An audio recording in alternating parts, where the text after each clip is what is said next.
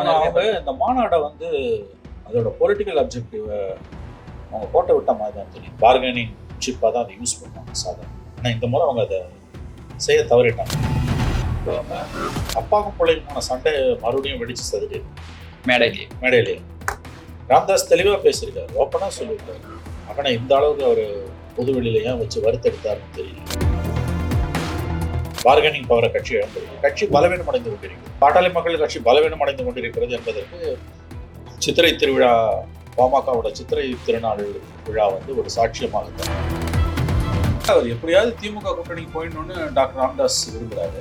அன்புமணிக்கு அதில் சுத்தமாக இருப்பாங்க. அவர் ஏடிஎம்கே பிஜேபியோட தான் போகணும் விரும்புகிறாரு. ராமதாஸ் ஷேடோ பாக்ஸிங் தான் பண்ணுறாரு. ஒரு நிழல் யுத்தத்தை நடத்துறாரு. திமுக கூட்டணிக்கு போவது அவ்வளோ சுலபமா இல்லைன்றது அவருக்கு தெரியும். அவர் ஏடிஎம்கே பிஜேபி கூட்டணிக்கு போகிறதுல அவர் கடைசியில் ஒத்துப்பார். ஆனால் தான் டேர்ம்ஸ்ல அது போகணும், மகனோட டேர்ம்ஸ்ல இருக்கக்கூடாது.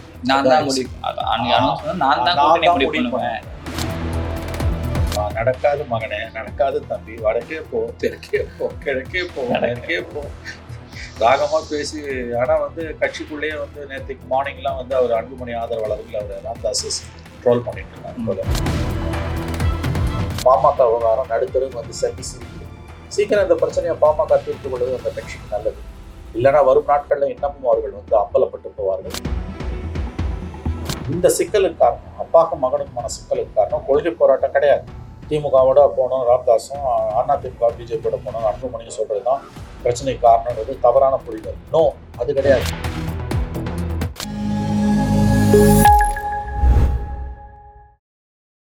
சார், இப்போ வந்து பார்த்தீங்கன்னா பாமக வந்து ஒரு 12 வருஷம் கழிச்சு வந்து பார்த்தீங்கன்னா அந்த வன்னியர் பிரிவு அப்படின்னு சொல்லிட்டு ஒரு மாநாடு நடத்திருந்தாங்க. கூட்டம் வந்து பெருசாக கூட்டி இருந்துச்சு. ஆனால் அது ஒரு பெருசான ஒரு மெசேஜாக வந்து கன்வே ஆகலையே அப்படின்னு ஒரு கேள்வி இருக்குல்ல. பாமக இந்த மாநாடை வந்து அதோட பொலிட்டிக்கல் அப்ஜெக்டிவை அவங்க கோட்டை விட்ட மாதிரி தான் தெரியுது. ஏன்னா எலெக்ஷன் வருது, அதுக்கு முன்னால் ஒரு பெரிய கூட்டத்தை கூட்டி பார்கெனிங் சிப்பாக தான் அதை யூஸ் பண்ணுவாங்க சாதாரண. ஆனால் இந்த முறை அவங்க அதை செய்ய தவறிட்டாங்க. கூட்டமும் வந்து கடந்த காலங்களை மாதிரி பெரிய கூட்டம்லாம் ஒன்றும் கிடையாது. அவங்க எதிர்பார்த்த அளவுக்கு அல்லது சொல்லப்பட்ட அளவுக்கான கடந்த காலங்களில் கூட்டத்தோடு ஒப்பிடும்போது இது கம்மி தான். ரெண்டாவது விஷயம் வந்து இது அப்பாவுக்கும் பிள்ளைக்குமான சண்டை மறுபடியும் வெடிச்சு சதுரு மேடையிலே ராம்தாஸ் தெளிவாக பேசியிருக்காரு, ஓப்பனாக சொல்லியிருக்காரு. மகனை இந்த அளவுக்கு அவர் பொதுவெளியில ஏன் வச்சு வறுத்தெடுத்தாருன்னு தெரியல. ரெண்டு பெரிய கட்சிகளிடம் திமுக அதிமுக பேரம் பேசுறதுக்கு தான் கடந்த காலங்களில் இந்த மாதிரியான கூட்டங்களை பாமக பயன்படுத்தியிருக்கு. இந்த மாதிரி அது செயல்பட முடியாமல் தோத்து போச்சுன்னு தான் நமக்கு தோணுது. பார்கெனிங் பவரை கட்சி இழந்திருக்கு. கட்சி பலவீனம் அடைந்து கொண்டிருக்கிறது. பாட்டாளி மக்கள் கட்சி பலவீனம் அடைந்து கொண்டிருக்கிறது என்பதற்கு சித்திரை திருவிழா, பாமகவோட சித்திரை திருநாள் விழா வந்து ஒரு சாட்சியமாகத்தான் இருந்து கொண்டிருக்கிறது. தன்னோட கட்சி இறங்கு முகத்தில் இருக்கிறது. பாட்டாளி மக்கள் கட்சி இறங்கு முகத்தில் இருக்கிறது. தேர்தலில் ரெண்டு பெரிய கட்சிகளிடம் அல்லது பிஜேபியிடம் பேரம் பேசி அதிகமாக சீட்டு வாங்கினவங்க கண்டிப்பாக 26 அதை செய்ய முடியாதுன்னு தான் எனக்கு தோணுது. நவ் ஆங்கிலத்தில் சொன்னால் தேர் வல்னரபிள். அவங்கள இனிமேல் வந்து திமுக இந்த எலெக்ஷனில் அவங்க போக முடியாது, நான் உறுதியாக நம்புறேன். விசிகே ஃபேக்டர் இருக்கிறதால ஒரே ஆப்ஷன் ஏடிஎம்கே போகிறது தான், பிஜேபி ஏடிஎம்கே. அது இல்லாமல் போகிறதுக்கான வாய்ப்பு இல்லாத அளவுக்கு அன்புமணியோட பேச்சுன்றது இருந்துச்சு. குறிப்பாக கருணாநிதி அவர்களை பேசியாகட்டும் சரி, ஸ்டாலின் அவர்களை பேசினாகட்டும் சரி, ரொம்பவே ஒரு டார்கெட் பண்ணி அன்புமணி ஃபர்ஸ்ட் பேசினதை ஒரு வாய்ப்பா யூஸ் பண்ணிக்கிட்டாரு. அன்புமணி இந்த கூட்டணி எப்படி சேரா விடாம பாத்துக்கணுன்றத அன்புமணி பக்காவா பிளான் பண்ணிட்டாரு. அதே மாதிரி முடிக்கிற ஸ்டேஜ்லயும் விசிகாவும் சொல்லிட்டாரு, நீங்க எல்லாரும் பத்திரமா போய் சேரணும், நாங்க வந்து யாரையும் வந்து அடங்க மாதிரி அத்துமீறணும் நாங்க சொல்ற ஆள் கிடையாது, நீங்க பாதுகாப்பா வீடு போய் சேர்ந்தீங்கிற தகவல் வந்தாதான் நான் நிம்மதியா தூங்க முடியாத விஷயம். திமுகவும் டேமேஜ் பண்ற மாதிரி பேசிட்டாரு, விசிகாவும் டேமேஜ் பண்ற மாதிரி பேசுறாரு. அதுக்கு அடுத்து பேசுற ராமதாஸ் வந்து பாத்தீங்கன்னா தம்பி ஸ்டாலின் உட்பட, ஸ்டாலின் கிட்ட நான் ஒரு கோரிக்கை வச்சிருந்தேன். தம்பி போன வாட்டி வந்து 10,000 பேர் கூட இல்லைன்னு சொன்னவர் இந்த வாட்டி தம்பி ஸ்டாலின் சொல்ற விஷயங்கள் வந்து பாத்தீங்கன்னா இவருக்கு ஒரு பாசிட்டிவான ஒரு அப்ரோச் இருக்கும் டிஎம்கே நோக்கின்ற ஒரு பார்வை. ஆமாங்க, அவர் எப்படியாவது திமுக கூட்டணிக்கு போயிடணும்னு டாக்டர் ராமதாஸ் விரும்புறாரு. அன்புமணிக்கு அதில் சுத்தமாக விருப்பம் இல்லை. அவர் ஏடிஎம்கே பிஜேபியோட தான் போகணும் விரும்புறாரு. ராமதாஸ் விரும்பினாலும் டிஎம்கே கூட்டணிக்கு போக முடியாது. திரும்ப இவர் உள்ள போனால் திரும்ப வெளில போயிடுவார். அது திமுக மிகப்பெரிய பின்னடைவு. ஸ்டாலின் ஒருபோதும் அதை விரும்ப மாட்டார். ராமதாஸுக்காக கூடவே இருக்கிற திருமாவை ஸ்டாலின் இழக்க மாட்டார். ஏன்னா திரும்ப வெளியில போனாலும் அது கண்டிப்பாக மிகப்பெரிய ஒரு பலவீனமாக இந்த கூட்டணிக்கு, திமுக கூட்டணிக்கு மாறிடும். திரும்ப வந்து ஒரு கேம் சேஞ்சர். திரும்ப போனால் மற்றவங்களும் வெளியில போகிறதுக்கான வாய்ப்பு உண்டு.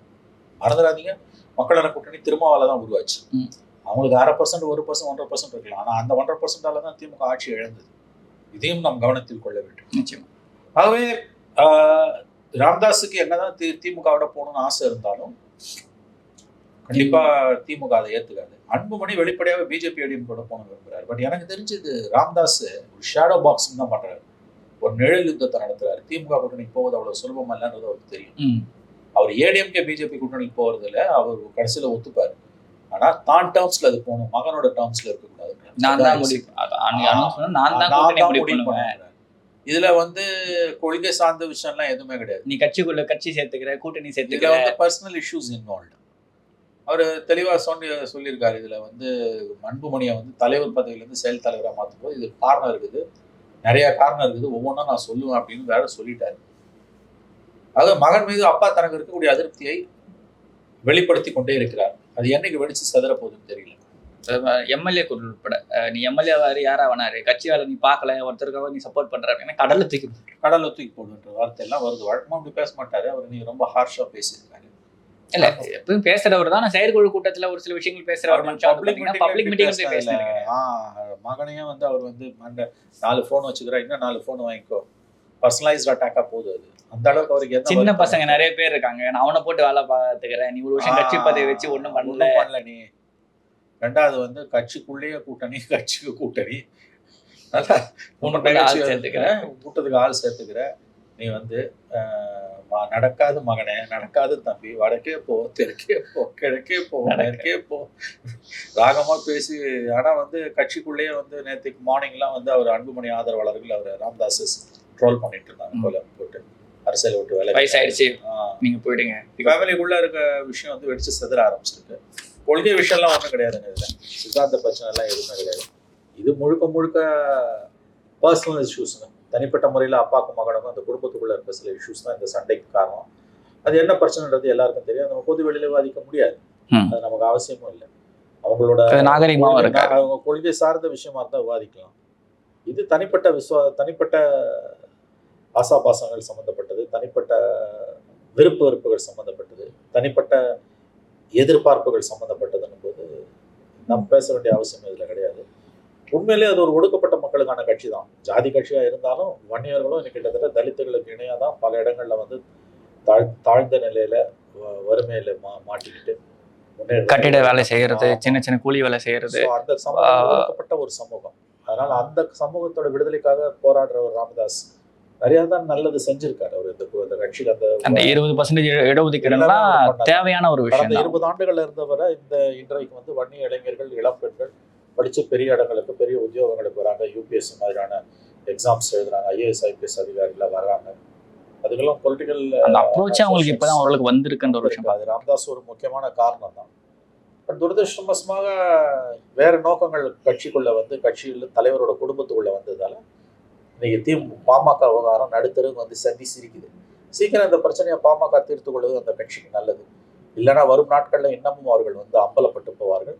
இருக்கிற ஒரு சொற்ப வாக்கு சதவீதத்தையும் அவர்கள் இழந்து போய் நிற்பார்கள்.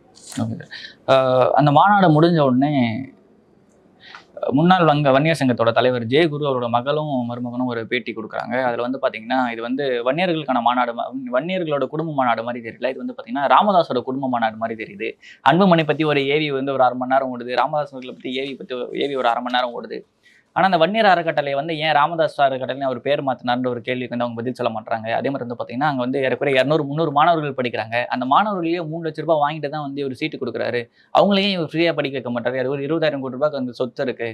அது மொத்தமே அந்த குடும்பம் மட்டுமே இப்போ அனுபவிக்குதுன்ற மாதிரி விஷயங்களும் தொடர்ச்சியா குற்றச்சாட்டாக அவர் இருக்கிறாரு. அதே மாதிரி இந்த 10.5 ஏன் கேட்க மாட்டேன்றாரு, எடப்பாடி கேட்க வேண்டியது தானே, அப்போ மட்டும் பேசிட்டு கம்மன்னு விட்டாரு. எலெக்ஷனுக்காக இந்த 10.5 அனௌன்ஸ் பண்ண எடப்பாடி அதுக்கப்புறம் எத்தனை இடத்துல பேசினாருன்ற ஒரு கேள்வி இருக்குல்லன்ற மாதிரி விஷயங்கள் நியாயமான கேள்விகளை தான் இருக்கிறாரு. நம்ம இதையும் இப்போ நம்ம கன்சிடர் பண்ணிட்டோம்ல. நான் ஒரு 2 நிமிஷமா சொன்னதுக்கான பதிலுக்கான ஆதாரம் இப்போ கிடைக்குது. நான் சொன்ன இந்த பிரச்சனை அப்பாவுக்கும் மகனுக்குமான பிரச்சனை கொள்கை வழி வந்த பிரச்சனை கிடையாது, பாலிசி இஷ்யூஸ்ல வந்த பிரச்சனை கிடையாது. அப்பா திமுகவோட போகணுன்றாரு, புள்ளா பிஜேபியோட அண்ணா திமுகவோட போகணும் கிடையாது, அது கிடையாது, அதெல்லாம் கிடையவே கிடையாது. இது வேற சில பர்சனல் இஷ்யூஸ் சம்மந்தப்பட்டது நான் உங்களுக்கு சொன்னேன். இப்போ ஜெயகுரு அவருடைய மகளும் மருமகனும் கொடுத்த பேட்டியிலே அதுக்கான பதில் இருக்குது. நான் விவரிச்சு கூட பேச விரும்பல. இந்த சிக்கலுக்கு காரணம் அப்பாவுக்கும் மகனுக்குமான சிக்கலுக்கு காரணம் கொள்கை போராட்டம் கிடையாது. திமுகவோட போகணும் ராமதாஸும், அதிமுக பிஜேபியோட போகணும் அன்புமணியும் சொல்றது தான் பிரச்சனைக்கு காரணம்ன்றது தவறான புரிதல். நோ, அது கிடையாது. இது வேற இஷ்யூஸ் நான் சொன்னல, அதுதான் இன்னைக்கு ஜெயகுருவோட மகளும் மருமகனும் சொல்றாங்க. வன்னியர் அறக்கட்டளைக்கு எவ்வளவு சொத்து இருக்கு? அவங்க சொன்னதுக்கான படிப்பு 20,000 கோடி ரூபாய் சொத்து இருக்கு. 10,000 கோடின்னு வைங்களேன். அதுல 10% வைங்க, 1000 கோடியாவே இருக்கு. எவ்வளவு பெரிய அமௌண்ட்? 200-300 பேர் படிக்க வைக்கிறதுக்கு 1000 பேர் படிக்க வைக்கலாம். அதுல அப்ப இதுல பிரச்சனையோட மூலம் எதுன்றதை புரிஞ்சுக்கோங்க. வெளிப்படையா அப்பாவும் மகனும் நடுத்தருல சண்டை போட்டுக்கிறாங்க. ஆங்கிலத்துல சொன்னா they are washing their dirty linen in public. Absolutely. தங்களோட குடும்ப பிரச்சனை நடுத்தருல கொண்டு வந்து போட்டு உடைச்சுக்கிறாங்க அவங்க. இது கட்சி பிரச்சனை இல்லைங்க, தயவு செஞ்சு புரிஞ்சுக்கோங்க. பாமகக்குள்ள இன்னைக்கு நடந்துகிட்டு இருக்கிறது கட்சி பிரச்சனை அல்ல, இது குடும்ப பிரச்சனை. அது என்ன குடும்ப பிரச்சனைனா ஜெயகுருவோட மகளும் மருமகனும் சொன்ன பிரச்சனை தான். அதே மாதிரி இன்னும் ஒரு சில விஷயங்கள்லாம் முக்கியமா பார்க்க வேண்டியது. இப்போ சென்ட்ரல் கவர்மெண்ட்டே வந்து ஜாதிவாரி கணக்கெடுப்பை நடத்த போறேன்னு சொல்லிட்டு அனௌன்ஸ் பண்ணிட்டாங்க. அதை பத்தின டீட்டெயிலான டிஸ்கஷனையாவது உங்க இந்த மாநாட்டில் வச்சிருக்கலாம்ல, அதை பத்தி ஜனங்களுக்கு எடுத்து சொல்லியிருக்கலாம். எது தேவை அப்படின்ற விஷயம். ஜாதியை வச்சு அரசியல் பண்ணுவாங்க, ஆனா ஜாதி குறித்த புரிதலையோ இருக்கிற பிரச்சனைகளை பற்றின விழிப்புணர்ச்சியோ சொந்த ஜாதி மக்கள் மத்தியிலே கூட அவங்க ஏற்படுத்த மாட்டாங்க. அவங்களுக்கு ஜாதின்றது ஒரு வாக்கு வங்கி அரசியல். அவங்க பழப்ப ஓடுறதுக்கு அறக்கட்டளைகள் வைக்கணும், நன்கொடைகள் வாங்கணும், அதை வச்சு திமுக அதிமுக பேரம் பேசி 4 சீட் 5 சீட்டு வாங்கணும், முடிஞ்சா மத்தியில் சீட் எம்பி வாங்கி மந்திரி ஆயிடணும். இதை தவிர வேற என்ன பண்ணிட்டு இருக்காங்க இன்னைக்கு அவங்க சொல்லுங்க? முழுக்க முழுக்க குடும்ப கட்சியா தானங்க மாறி போச்சு. மகனுக்கு எதிராக ராமதாஸ் யாரை வளர்க்குறாரு? வெளியில யாராவது ஒருத்தர் பாராட்டலாம் ராமதாஸ், குடும்பத்துக்கு வெளியில யாராவது ஒருத்தர் வளர்த்தாருன்னா சொந்த பேரனை வளர்க்குறாரு. அது யார் ஜெயிச்சாலும் அதிகாரம் குடும்பத்துக்குள்ள இருக்கும். கலைஞரை தானே சொல்லுவாங்கல்ல, சோ சொல்லுவார், நம்ம மறைந்த துக்ளக் ஆசிரியர் சோ. ஒரு கேள்வி பதில் ஒருத்தன் கேட்டார் ஒரு திமுக குடும்ப அரசியல் எல்லா கட்சியிலும் தானே குடும்ப அரசியல் இருக்குது. அதுக்கு ஒரு சோ சொல்லுவார், கரெக்ட், எல்லா கட்சியிலையும் வாரிசு அரசியல் இருக்குது, குடும்ப அரசியல் இருக்குது, எல்லா கட்சியிலையும் கோஷ்டி அரசியல் இருக்குது. ஆனால் திமுக மற்ற கட்சிகளுக்குமான வித்தியாசம் என்னன்னா, எல்லா கட்சியிலும் கோஷ்டி அரசியல் இருக்கும், ஆனால் திமுக எல்லா கோஷ்டியும் குடும்பத்துக்குள்ள இருக்கும். ஸ்டாலின் ஒரு கோஷ்டி, கனிமொழி ஒரு கோஷ்டி, அழகிரி ஒரு கோஷ்டி, மாறன் ஒரு கோஷ்டி, செல்வி ஒரு கோஷ்டி, கலைஞரே ஒரு கோஷ்டி. இந்த 5 கோஷ்டியும் பிடிக்கலன்னா நீ கலைஞர் கோஷ்டியில் போய் சேர்ந்துக்கலாம். ஸோ யார் ஜெயிச்சாலும் அதிகாரம் குடும்பத்துக்கிட்டே இருக்கும். இதான் திராவிட மாடல் அரசு அப்படின்வாங்க. நான் இன்னைக்கு என்ன இப்போ பாமகவோட நிலை என்ன உங்களுக்கு? எதுக்காக அப்பாவுக்கும் மகனுக்குமான சண்டை இவ்வளோ தூரம் போகுது? மகனை மட்டம் தட்டி அப்பா யாரை வளர்க்குறாரு? பேரனை தான் வளர்க்குறாரு. ஒருவேளை நாளைக்கு பேரன் கை ஓங்குச்சுனாலும் அதிகாரம் குடும்பத்துக்குள்ளே தான் இருக்கும். அன்புமணி கை ஓங்கினாலும் அதிகாரம் குடும்பத்துக்குள்ளே தான் இருக்கும். ஆனால் இந்த மாநாட்டில் வந்து அன்புமணியோட குடும்பம் மொத்தமாகவே வந்து அந்த மேடையிலேயே இருந்தது. எல்லாத்தையும் அவங்களே ஆர்கனைஸ் பண்ணதே வந்து பார்த்தீங்கன்னா ராமதாஸ் கண்ட்ரோல்லேருந்து மொத்தமாக அன்புமணி கையில் எடுத்துக்க ட்ரை பண்ணுறாருன்றத வந்து காட்டுது அப்படின்ற விஷயங்கள் ஒரு சில பேர் சொல்லியிருந்தாங்க. ஆமாம், ஆனால் அது பெரியவர் விட மாட்டேன்றாரு. அன்புமணி மொத்தமாக டேக் ஓவர் பண்ணணும்னு பார்க்குறாரு.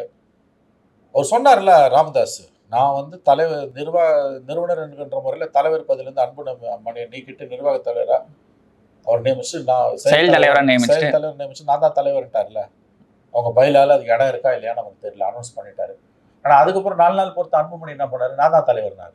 பொதுக்குழு என்னதான் பொதுக்குழு செயற்குழு இன்னைக்கு அந்த பிரச்சனைக்கு வந்து என்ன தீர்வு கண்டாங்களா இல்லை அப்படியே அமைதியா இருக்கா? பாமக தலைவர் என்று அன்புமணியா ராமதாஸ் யார்?